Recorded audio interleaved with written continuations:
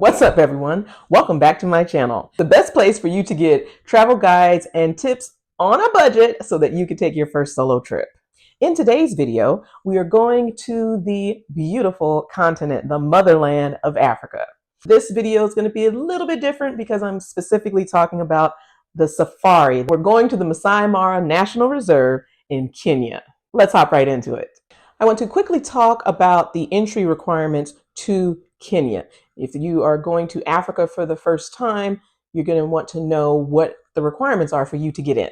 You're going to need a passport. The passport is going to need to have at least 6 months validity, and you need to have 2 blank pages in your passport. I don't know if you knew this, but Kenya is currently visa-free. President Ruto has offered the country to be less of a hassle by allowing travelers free entry. You don't need to worry about a visa. I don't know anything about this. When I went, I had the East African visa. However, you are going to need to purchase the ETA, the Electronic Travel Authorization, which is about $30. So with the ETA, you want to apply 3 days before travel. Have all of your documents ready to go. So you're going to need your passport and you're going to need the ETA. When I did this, I actually opted to get the East African visa because it allows you to travel freely through Kenya, Rwanda, and Uganda. On my trip, because the flight is so far to Africa, to East Africa, I was there for about 3 weeks and I split up my time. I was planning at the time to go to Uganda, but I ended up just going to Kenya and Rwanda. Again, this is the East African visa. It's $100. You can apply for it online. It's the joint tourist visa and it is valid for up to 90 days. Kenya is currently a level 2. Ooh. I'm laughing because Travel State Gov be making up numbers. As of July 2023, Kenya is still level 2. Let's talk about the international airport. This is going to be a long haul flight, you guys. When I went, I flew from Dallas all the way to Nairobi. There was a stop in Doha, Qatar. Typically the route, depending on when you are flying from in the US, is going to be about 15 to 20 hours. I flew Qatar Airways, and this was probably the only time that I upgraded my flight to business class because I am really pleased with Qatar Airways. I think they have one of the best business class products. Like I'd be flying business class. You know, I'll be on Spirit Frontier, so this was definitely a level up situation. How I was able to get the upgrade? Well, I went into Dallas DFW International Airport. While I was about to check in, I saw on my phone the option to get an upgrade for purchase. This was $500, so it's not necessarily budget friendly, and it wasn't for the full leg. So let me put that out there too. It's not even really their newest fleet. I think this is because of their routes to Africa. Qatar uses the older planes. This is what I experienced. So I was on the older plane of their business class, and this was from Doha to Nairobi.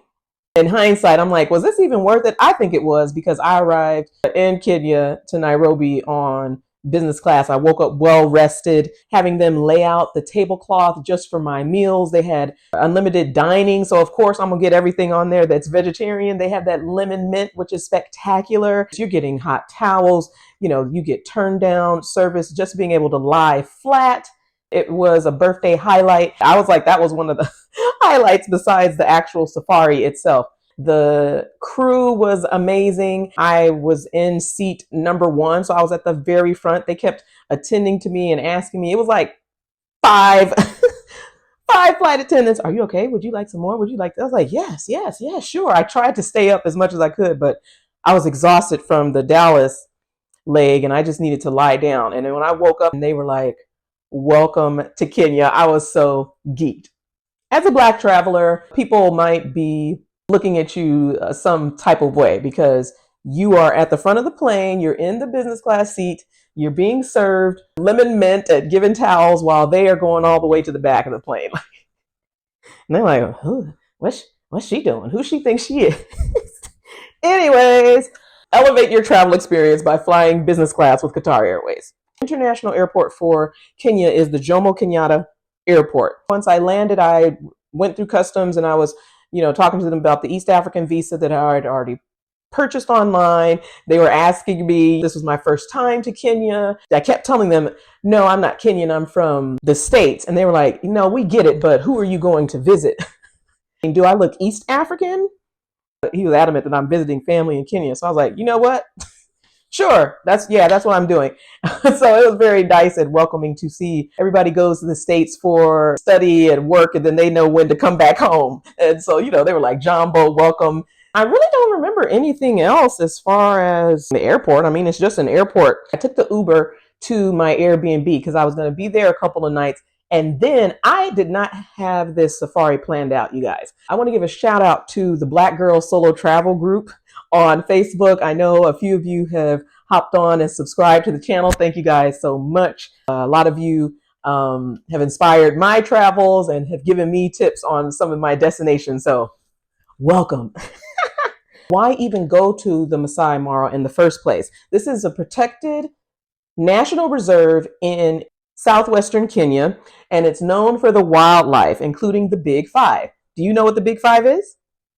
Lions, leopards, elephants, rhinos, and buffalo. I wanted to go on safari on a budget. Maasai Mara can be very expensive. If you can afford it, then that's great because you're probably going to get the better transportation, probably better lodging, with the 4x4 and probably air conditioned rooms. Mine was not, and I will tell you why. I went to safariesinkenya.net. Safariesinkenya.net. They offered a 3-day, 2 nights package. You were going to be picked up from Nairobi City Center, and they're going to drive you out to the Mara. It was a little bootleg, but I still think it was worth every penny. You are going to be given a guide. You are going to be able to get in with a small group, and the price is about $350 per individual. I used to think that they were going to just upcharge if you were traveling solo, like I did, but I was still able to, first of all, get in a group because this was last minute. I touched down to Nairobi and I was like, yeah, I want to go on safari in a couple days. Like, what do you guys have? I'd be doing stuff last minute. And they're like, oh yeah, sure. We have 1 spot left. If you want to do that, it's going to be $350. So I paid for that. And we were on our way. There are going to be some things that you want to pack if this is your first safari. I definitely would have repellent. They are going to provide you mosquito nets in the accommodations. They say dress in neutral colors so you're not alarming the animals. I don't know what I was wearing. I had on like some olive green and, a tan coat and things. But if you want to do neutral palette for your outfits, you can look into that. Protective clothing. Due to the sun, you might want to bring a hat, maybe wear long sleeves. It can get hot because you're just out in the savannah and you don't want your skin to burn, maybe some sunblock. I would bring binoculars, definitely comfortable walking shoes or boots. It was very muddy out there, and bring rolls of toilet paper. There were times where we had to exit the van and we were just like, yo, we need to go to the bathroom. And they're like, yeah, okay, go. And we were like, where? He's like, honey, this is the wilderness. You gonna go relieve yourself. They might have something there too. I'm just saying, for me, I had my own toilet paper and I was comfortable. This is a safari on a budget. I'm gonna just remind y'all. The Mara is one of the most famous safaris that you can go to if you're venturing out into East Africa. People also go here for the wildebeest, how do you say it? Wildebeest migration. If you're enjoying this video, go ahead and like it. That way I know that you enjoyed it. And don't forget to subscribe. The first day, and you have a guide, you're bringing all of your things. I actually left, I had a large suitcase here because I was there for a few weeks. So I left that at the office because I had checked out of my Airbnb. We went in the van to get to the Great Rift Valley. So that was our first stop. We had a picnic lunch there. Later in the day, we arrived to the Mara. So now it means it's time to drive out and see if we can spot any animals. Man, it is so beautiful, and my neck was strained because I was looking up. I was like, the sky is so beautiful in Kenya, in Nairobi. Like, this is absolutely fantastic. Of course, we see the elephants, the zebras, the gazelles. Like, I am in the motherland. I'm like trying to pinch myself here. My group was kind of yin yang. I believe I was the oldest. Of course, I was the only black traveler in the group. I really just like this one couple, this one Dutch couple. Everybody else, I was just like, eh. Like how you have to sit together, like this one Italian girl. You know how you sit down, like I'm sitting down, and then she's sitting next to you, but then she's like this because she doesn't want to really sit next to you or bump elbows or really just be near you at all. And that was the vibe of her, just real kind of uppity and ugh. I'm going to have to talk about Italy at some point, but I wasn't feeling her. The entire safari. I will say that I was feeling a little sick. It was that time of the month. Those roads, I mean, you're in the savannah. You're in the wilderness. We were not in a 4x4. We were in a van. I told you this is low budget. It was a lot of bumps. We were jumping up and down. Sometimes the van would just break down. We get stuck in the mud. The guys in the group had to get out of the van. They're trying to push it to get out of the mud. This happens so many times, you guys. Just try to travel with a lot of patience. I was like, if we get stuck one more time, but really, what can you do? There's nothing you can do. So you just have to go with the flow. We arrived at the Mara, saw the animals, and then we go to the wildlife camp. So this is where we're talking about the accommodation. They have like these individual tents. I was able to secure one for myself without paying extra because I was like, I'm the oldest one here. I'm black. I'm not. Black didn't really have anything to do with it. I was just saying, I'm a woman traveling alone, and I really would just prefer to have my space if that is possible, because I'm not trying to share with these girls. Definitely not an Italian chick who doesn't even want to sit next to me, right? So I was able to get my own tent, if you will. It had a mosquito net. For some reason, it was hard for me to sleep that night. I think I was scared that I was going to be surrounded by lions because they were like, you are in the savannah, animals might creep up, but they tell you to zip it all the way down so that doesn't happen. But when he said that, it's just in my mind, I was like, oh man, I'm about to meet a leopard tonight. And they have the rangers who are walking around the camp, so it's not like they're gonna find and eat you up. I think I was just being very silly. The rangers, they walk around and they have sticks or whatever to kind of just shoo the animals away if they so decide to come. But most of the nights it was quiet. A tour of the tent, it had a bed in it. It actually had two beds. Then of course, it has toilet. It was not well lit, and sometimes they would turn it off during the day. So in the morning, in the evening, when you were there, you just really needed to do everything that you needed to do, shower, unless you just wanted to use your phone lighter. You traveled with your own lighting because it can get very dark. They'll turn everything off, shut it down. Also make sure you charge your devices before they turn off the electricity. Again, budget safari. Then they tell you to go eat at the dining hall area. They prepared food for us because they did say meals were included throughout the day. I kind of half slept. I woke up for day 2, which meant it was time to go out again and search for the big 5. The group I was with, the guide, he kind of just goes with what the majority of the group wants to do. They wanted to spot a lot of the birds. So we kept stopping for that. I was like, if we don't get back on here and look at these big 5, I mean, it's beautiful birds there too, I'm sure. But I wanted to find the big 5. Did I see all the big 5? No, I didn't. But I did see a few. Sometimes you aren't just going to be able to spot the animals. They give you 3 days to, venture out and see them. Later on, I'm going to tell you what I was able to do once I broke away from this group, y'all. Searching for the big 5, again, seeing the zebras, we saw cheetahs and the lions. They were so majestic, just chilling under the tree, enjoying the breeze. We got to see them eat, their kills that they found. It was pretty enjoyable. The guide will drive it for you. We got stuck in the mud. We fix it. We get stuck again. One time we did get stuck, and this was the time we were searching for leopards. And he was like, be very, very quiet if a leopard comes out and giving us instructions. I was like, wait a minute. Of course, the van is going to stop in the middle of the savannah while we're stuck in the mud. And a leopard could come out, a herd of them, really. And what are we going to do? Just be stuck with the leopards? Like, come on. I think the dynamic of the group can determine your enjoyment on a safari, and it's kind of hard to know ahead of time the energy of the group or the people in it because I'm traveling solo, right? Since I already wasn't feeling well, I was like, well, I'm going to make the best of it. I am in Kenya for my birthday on a safari. It doesn't get better than this, okay? They still was getting on my nerves. And then day 3, we were going to head out later, and they gave you the option of visiting the Maasai Village. This is when the group decided, oh no, we don't want to go to the Maasai Village. And I was like, y'all are so whack, man. Like, what is up with y'all? So I said, I'm definitely going to go see the Maasai Village. These villages are located right by the Mara, so it's easy for you to access, and there's going to be a lot of traditional culture and activities, even opportunities for you to interact with the locals. You can see the traditional dance, you're going to have women singing.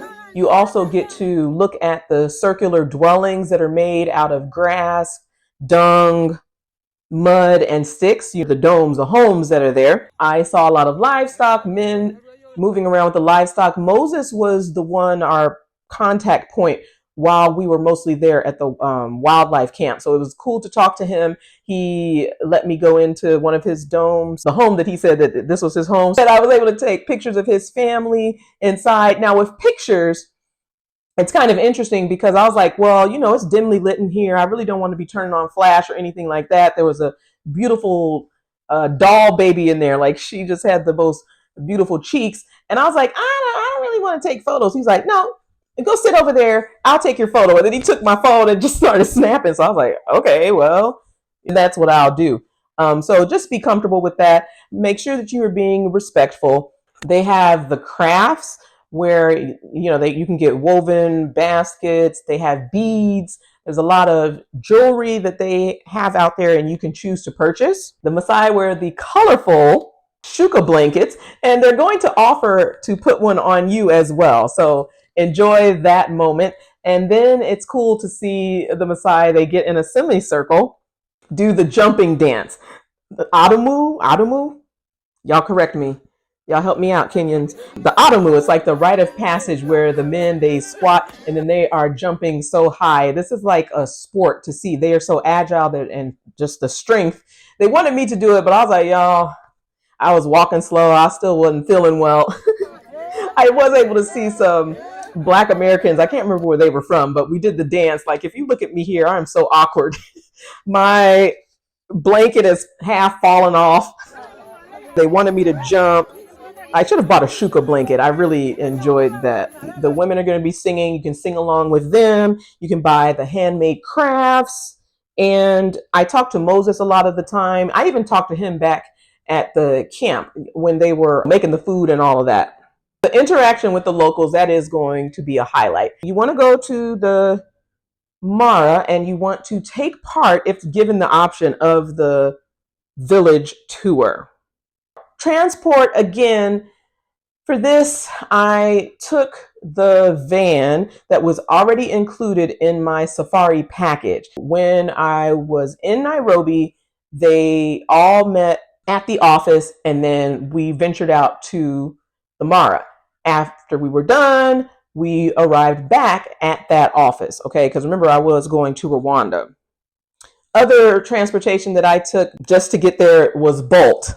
You can use Bolt. They do have Ubers too, but I think Bolt is probably going to be half the price. They always were sending deals through the email for you to use Bolt at the time. So I would download Bolt.